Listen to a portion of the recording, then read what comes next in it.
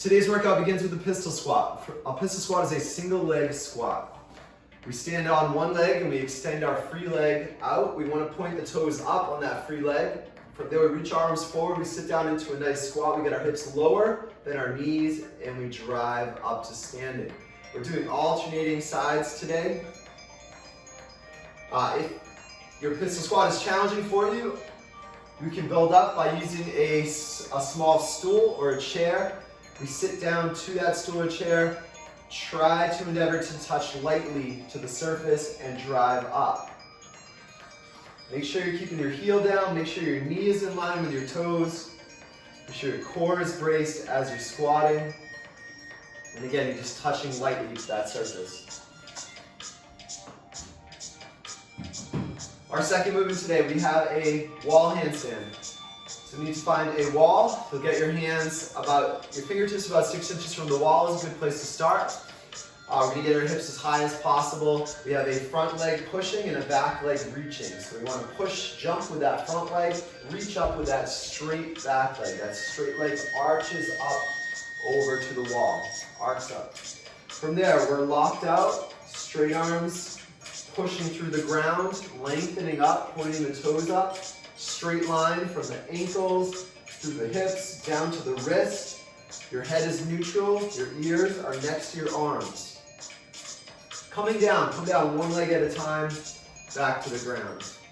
Now, as you're building this up, we like to just have you practice kicking up. So the main thing is you want to get the hands planted and get those arms straight so that you're not collapsing. Practice pushing down into the ground and getting your arms nice and strong and straight. From there, we're pushing with that front leg, reaching with that back leg. Just going higher and higher gradually. Our third movement today, we have the pull-up. For the pull-up, we're hanging from the bar, squeezing a tight grip, getting a nice strong hang, and we lean back and we pull up our chest to the bar. From there, we go down with control, back to the hang. If you have trouble with your pull-up, use a stool or a chair, stand up on that, get to the top of the pole, and go down slow. This is going to build strength. Eventually, you'll be able to use that strength on the way up. If you're very strong at the pull-up, today you can put a dumbbell between your legs or a loaded bag on your back to make that pull-up more difficult. Our substitute for the pull-up is the bent over row.